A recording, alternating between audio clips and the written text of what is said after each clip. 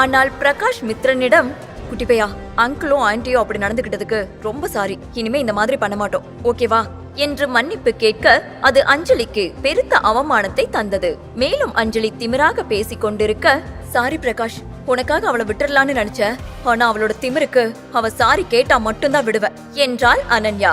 இதற்கு மேல் எதுவும் தனக்கு சாதகமாக நடக்கப் போவதில்லை என்பதை உணர்ந்த அஞ்சலி மித்ரனிடம் சாரி என்று மட்டும் சொல்ல, அனன்யா ஒழுங்கா எதுக்காக சாரி கேக்குறேன்னு சொல்லி அவன்கிட்ட சாரி கேளு என்றாள். அதற்கு அஞ்சலி, ஐ எம் சாரி, நான் உன்னை ரொம்ப ஹர்ட் பண்ற மாதிரி பேசிட்டேன், நான் அப்ப பேசினது எதுவும் உண்மை இல்ல என்றாள். அதனை கேட்ட மித்ரன் தனது அம்மாவை பெருமையுடன் பார்த்தான். அப்போது அனன்யா, இங்க பாரு அஞ்சலி, இதுதான் உனக்கு லாஸ்ட் வார்னிங், இதுக்கு மேல என்னை எங்கேயாவது பார்த்து என் கூட வம்பு பண்ணா நான் வேற மாதிரி பிஹேவ் பண்ண வேண்டியது இருக்கும் என்று அழுத்தமாக கூறினாள்.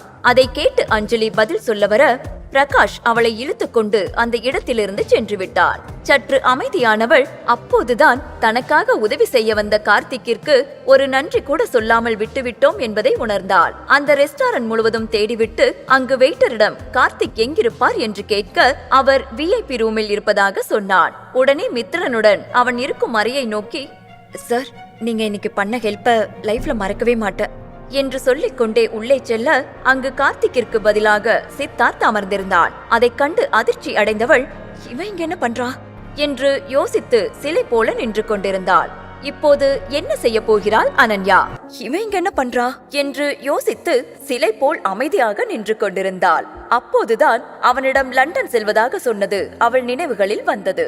கண்டிப்பாக சித்தார்த் தன்னை தவறாகத்தான் நினைத்திருப்பான் என்று எண்ணி அமைதியாகவே இருந்தாள். அதே சமயம் மித்ரன் சித்தார்த்தை பார்த்தவுடன் ஓடிச் சென்று, அப்பா என்று அவன் காலை கட்டிக்கொண்டான். பின்னர் அவன், அப்பா, உங்களை நான் ரொம்ப மிஸ் பண்ணன என்றான். அதை பார்த்த கார்த்திக் அதிர்ச்சியில் வாயடைத்து போனான்.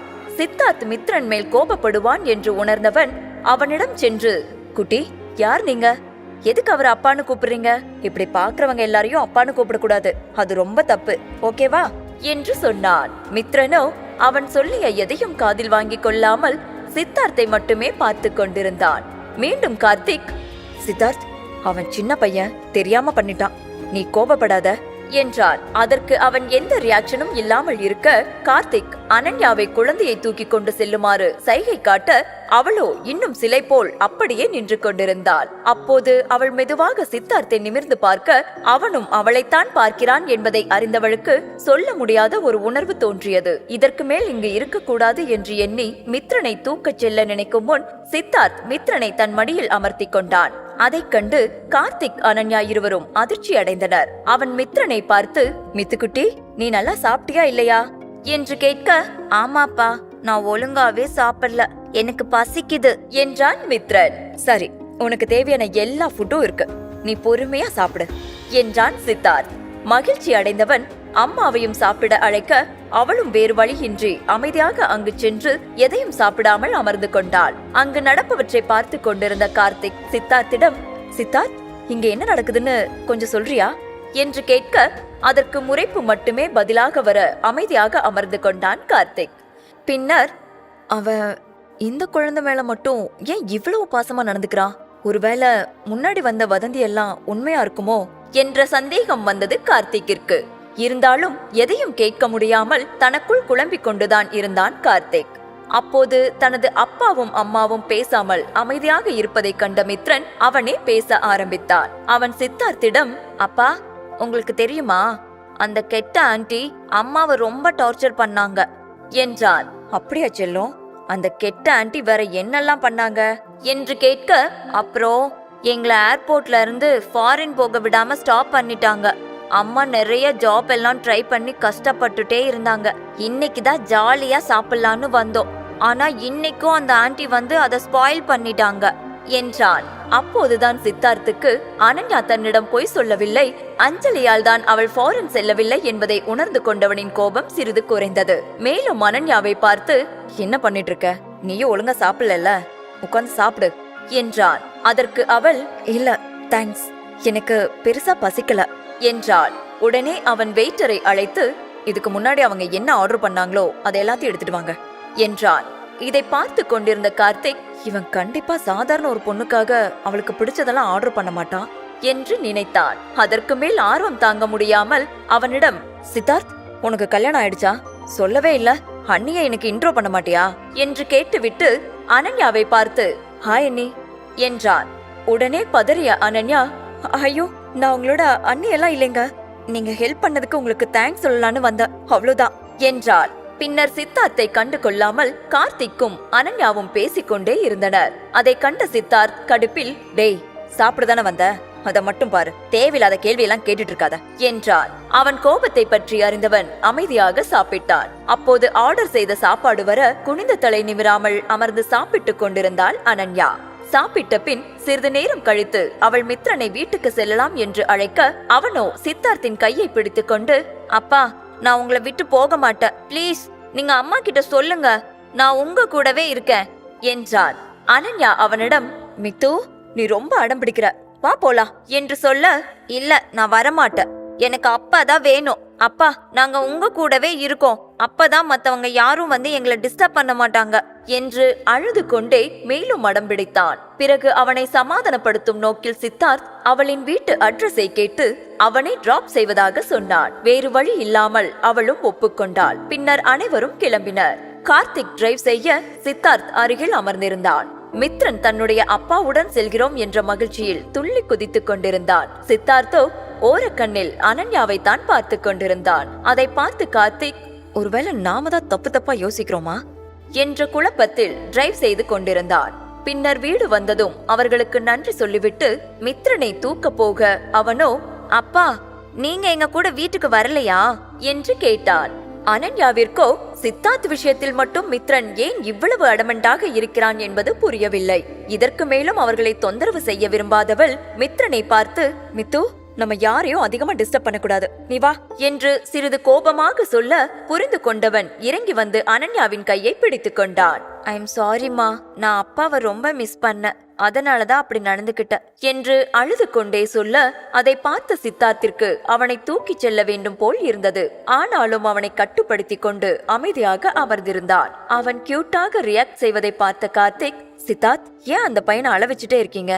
நீ அவனை கொண்டு போய் வீட்டுல விட்டுட்டு வரலாம்ல என்று கேட்க, மீண்டும் திரும்பி அவனை முறைக்க அமைதியானான் கார்த்திக். பின்னர் அனன்யா மித்ரனிடம், அவங்க 2 பேருக்கும் பாய் சொல்லு என்றாள். அவனோ, அப்பா, நீங்க அடிக்கடி எங்களை பார்க்க இங்க வருவீங்களா என்று கேட்டான். அவனும் அந்த பிஞ்சு குழந்தை அப்படி கெஞ்சுவதை பார்த்து மறுக்க முடியாமல் ஆம் என்று தலையசைத்தான். அதை கண்ட மித்ரன் மகிழ்ச்சியில் குதித்துக் கொண்டே வீட்டிற்கு சென்றான். ஆனால் சித்தார்த்தின் கண்களோ அவர்களை இமைக்காமல் பார்த்து கொண்டே இருந்தது. அதை கவனித்த கார்த்திக் எதுவும் பேச முடியாது என்பதால் அமைதியாக இருந்து கொண்டான். மேலும் அவன், அப்புறம் சித்தார்த், இப்ப எங்க வீட்டுக்கு போறோமா என்று கேட்க, அவனும் ஆம் என்க அவனும் வீட்டை நோக்கி டிரைவ் செய்தான். மேலும் அனன்யா இனிவரும் நாட்களில் மித்ரன் இது போல் நடந்து கொள்ளக்கூடாது என்பதை உணர்ந்து அவனுக்கு புரிய வைக்க முயற்சி செய்து கொண்டிருந்தாள். அப்போது வீட்டின் முன் பிரகாஷை கண்டவள் எரிச்சலுடன், உனக்கு இங்க என்ன வேலை? எதுக்கு சும்மா வந்து டிஸ்டர்ப் பண்ணிட்டே இருக்க என்று கேட்டாள். அதற்கு அவன், அனன்யா, நீ என்ன வில்லன் மாதிரி ட்ரீட் பண்றத ஸ்டாப் பண்ணு. நான் சின்ன வயசுல இருந்து உன் கூட பழகிட்டு இருக்க, நான் எப்படி பிஹேவ் பண்ணுவேன்னு உனக்கு தெரியாதா என்று கேட்டாள். மேலும் அவன், நம்ம லவ் பண்ணப்போ நான் எப்பாவது உன்கிட்ட தப்பா நடந்திருக்கேனா என்று கேட்டாள். அதற்கு அவள், இங்க பாரு பிரகாஷ், தேவையில்லாதெல்லாம் நான் பேச விரும்பல, இப்ப எதுக்கு இங்க வந்த, அத மட்டும் சொல்லு என்றாள். பின்னர் அவன், நீ எனக்கு துரோகம் பண்ணிட்டு போனதுக்கு அப்புறம் என் கூட எனக்கு சப்போர்ட்டா இருந்தது அஞ்சலி மட்டும்தான், அதனால நீ அவளை இனிமேல் ஹர்ட் பண்ணக்கூடாது என்றான் பிரகாஷ். அப்ப நான் தான் அஞ்சலி தொந்தரவு பண்றேன், அப்படிதானே என்று அனன்யா கேட்க, இங்க பாரு அனன்யா, நீ முன்னாடி மாதிரி இப்ப இல்ல, எல்லாத்தையும் தப்பாவே புரிஞ்சுக்கிற. உன் நல்லதுக்காக ஒரு விஷயம் சொன்னாலும் அத புரிஞ்சுக்க மாட்டேங்கிற. உனக்கு ஒண்ணு தெரியுமா, அஞ்சலிதான் அப்பா கிட்ட சொல்லி உன்னை வீட்டுக்கே வர வச்சா. அவ உன் நல்லதுக்கு தான் எல்லாத்தையும் பண்றா. நீ இவ்வளவு பெரிய துரோகத்தை பண்ணிட்டு போனதுக்கு அப்புறமும் அஞ்சலி தான் என் கூட இருந்தா. அவ இது வரைக்கும் உன்னை பத்தி தப்பா எப்பவுமே சொன்னதே இல்ல தெரியுமா. அவ மட்டும் இல்லைனா நீ பண்ண துரோகத்தை எப்படி மறந்திருப்பேன்னு கூட எனக்கு தெரியல என்றான் பிரகாஷ். அதை கேட்ட அனன்யாவிற்கு கோபமாக வந்தது. அஞ்சலி பிரகாஷை எப்படி ஏமாற்றி இருக்கிறாள் என்பது அவளுக்கு நன்றாகவே புரிந்தது. அவளுடைய சுயரூபம் பிரகாஷுக்கு தெரியவில்லை என்று நினைத்த அனன்யா, உன் லவ்வரோட பெருமை எல்லாம் பேசி முடிச்சிட்டல, சரி இங்கிருந்து கிளம்பு, எனக்கு நிறைய வேலை இருக்கு என்று சொல்லி செல்ல, அவள் முன் வந்து நின்ற பிரகாஷ், நீ எப்ப இருந்து இப்படி மாறின அனன்யா? இப்போ கொஞ்சமாவது மாறி இருப்பேன்னு நினைச்சேன். உன்ன மாதிரி ஒரு சுயநலமான பொண்ண நான் எப்படி லவ் பண்ணேன்னு நினைச்சா எனக்கு அருவருப்பா இருக்கு என்று அவளுக்கு பிடிக்காத கடந்த காலத்தை பற்றி திரும்ப திரும்ப ஞாபகப்படுத்தி அவளை காயப்படுத்தினான் பிரகாஷ். கடுப்பான அனன்யா, ஆக்சுவலா நான் தான் எப்படி உன்னை லவ் பண்ணேன்னு யோசிச்சுட்டு இருக்கேன். 4 வயசுதான், ஆனா என் பையனே அஞ்சலிய கெட்டவன்னு சொல்றான். ஆனா நீ இன்னும் நம்பிக்கிட்டு இருக்க. உன்னை பார்த்தாலே இரிட்டேட் ஆகுது. தயவு செஞ்சு இங்கிருந்து போ என்றாள் அனன்யா. ஹேய், நானும் பாத்துக்கிட்டே இருக்க. ரொம்ப நல்ல மாதிரி பேசிக்கிட்டு இருக்க. நீ தான் எனக்கு துரோகம் பண்ணிட்டு போன. ஆனா அஞ்சலி இப்ப கூட உனக்கு ஒரு நல்ல வாழ்க்கை அமையணும்னு நினைக்கிறா. அவ இல்லைனா உன்னெல்லாம் யார் கல்யாணம் பண்ணிக்க வருவா? அப்புறம் எப்படி வாழ்வ? அப்பா பேர் தெரியாத உன் பையன் எப்படி வளர்வா? நாளைக்கு வளர்ந்து அம்மா என் அப்பா யாருமான்னு கேட்டா உன் மகத்தை எங்க கொண்டு போய் வச்சுக்குவ என்று பிரகாஷ் பேச கோபமான அனன்யா அவனை தள்ளி விட்டு அறைக்குள் சென்று கதவை சாத்திக் கொண்டு அழுகிறாள். எப்படியும் குணசேகரன் குடும்பம் அந்த திருமணத்திற்கு அவளை ஒப்புக்கொள்ள வைக்காமல் விடமாட்டார்கள் என்று அவளுக்கு தெரியும். இன்னும் கொடுமைப்படுத்துவார்கள். மீண்டும் மித்ரனை அவர்கள் கடத்த முயற்சிப்பார்கள். அதையெல்லாம் எப்படியாவது தடுக்க வேண்டும் என்று எண்ணிக்கொண்டிருந்தாள் அனன்யா. இதையெல்லாம் அமைதியாக பார்த்து கொண்டிருந்த மித்ரன், அம்மா அதான் அப்பா இருக்கார்ல, அவர்கிட்ட சொன்னா எல்லாம் அவர் பார்த்துப்பாரு என்றான். அனன்யா நினைவில் சித்தார்த்தின் முகம் வந்து சென்றது. பின், இங்க பாரு மித்துக்குட்டி, அவரு உன் அப்பா இல்ல. இனிமே அப்படி சொல்லி அவரை டிஸ்டர்ப் பண்ண மாட்டேன்னு அம்மாவுக்கு சத்தியம் பண்ண என்று கேட்க மித்ரன் தலையசைத்தான். அவளுக்கு அசதியாக இருந்தது. அதனால் சீக்கிரமே குளித்துவிட்டு தூங்கலாம் என்று குளிக்க சென்றாள். ஆனால் மித்ரனுக்கு தூக்கம் வரவில்லை. யோசித்தவன் அனன்யாவின் போனை எடுத்து சித்தார்த்துக்கு கால் செய்தான். அங்கு சித்தார்த்திடம் ஜானகி, நாங்க உன் கல்யாண விஷயமா தான் பேசிட்டு இருக்கோம். உன் தாத்தாவும் பாட்டியும் உனக்காக பொண்ணு பார்த்து சில போட்டோஸ் அனுப்பியிருக்காங்க. அதுல உனக்கு யாரு பிடிச்சிருக்கோ நீ மீட் பண்ணிட்டு சொன்னேனா கல்யாணத்தை பிக்ஸ் பண்ணிக்கலாம் என்கிறார் ஜானகி. அம்மா சொன்னால் எதையும் தட்டாமல் செய்பவனுக்கு கல்யாணம் மட்டும் கசப்பாகவே இருந்தது. இதை எப்படி தட்டி கழிப்பது என்று யோசித்தவனுக்கு ஒன்று புரிந்தது. அவர்களுக்கு இவன் கல்யாணம் செய்தால் மட்டும் போதும். ஆனால் இன்னாரைத்தான் திருமணம் செய்ய வேண்டும் சொல்லவில்லையே. உடனே அவன் மனம் அனன்யாவை நினைத்தது. அப்பொழுது சரியாக மித்ரனிடம் இருந்து அவனுக்கு கால் வந்தது. ஆச்சரியமடைந்தவன், இப்பதான் இவளை பத்தி நினைச்சோம் என்று நினைத்தவன் கைகள் அவனை அறியாமல் காலை அட்டன் செய்தது. போனை காதில் வைத்தவன் கோபமாக, என்ன சொல்லு என்க அதிர்ச்சி அடைந்த மித்ரன் என்ன பேசுவது என்று தெரியாமல் அமைதியாக இருந்தான். அவன் அமைதி சித்தார்த்தை கோபம் கொள்ள செய்தது. சிறிய அமைதிக்கு பின் சற்று பயந்த குரலில் மித்ரன் அப்பா என்று அழைக்க அவன் குரலை கேட்டதும் காலை கட் செய்ய போன சித்தார்த்தின் கைகள் அப்படியே நின்றது. தொடர்ந்து மித்ரன், அப்பா இன்னைக்கு அந்த கெட்ட அங்கிள் வீட்டுக்கு வந்து அம்மா கிட்ட சண்டை போட்டாரு. அம்மாவும் நானும் பயந்துட்டோம். அம்மா ரொம்ப அழுறாங்க என்று சொல்ல கோபம் கொண்ட சித்தார்த் வீட்டை விட்டு கிளம்ப குழம்பி போனாள் ஜானகி. அப்போதுதான் குளித்து விட்டு வந்தவள் மித்ரன் தூங்காமல் இருப்பதை பார்த்து, ஹே மித்து, தூங்காம என்ன பண்ணிட்டு இருக்க?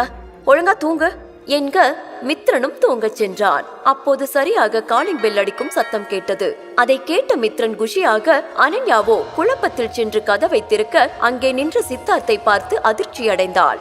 சித்தார்த்தும் ஒரு மாதிரியாக அப்படித்தான் இருந்தான். ஏனெனில் அப்பொழுதுதான் குளித்துவிட்டு வந்த அனன்யா ஒரு பைஜாமா உடையில் வளைவு நெளிவுகளை எடுத்து காட்டியபடி பிரகாசமாக இருந்தாள். அவளுக்கு என்ன செய்வதென்றே தெரியவில்லை. கண்ணங்கள் சிவந்தது. சட்டென்று கதவை பூட்டிக் கொண்டாள். ஆனால் சித்தார்த்துக்கு கோபம் வரவில்லை. மாறாக மனதில் பட்டாம்பூச்சி பறப்பது போன்ற உணர்வு. அதே நேரத்தில் அனன்யா உள்ளே உடைமாற்ற சென்றாள். மித்ரன் தன் அப்பாவிற்காக ஓடி வந்து கதவை திறக்க உள்ளே வந்த சித்தார்த் வீட்டை சுற்றி பார்த்தான். தெரிந்து கொள்ள இப்போதே பாக்கெட் எஃப்எம்மில் ரகசிய சிநேகிதனை தமிழ் கதையை கிளிக் செய்து அடுத்த எபிசோடை கேளுங்கள்.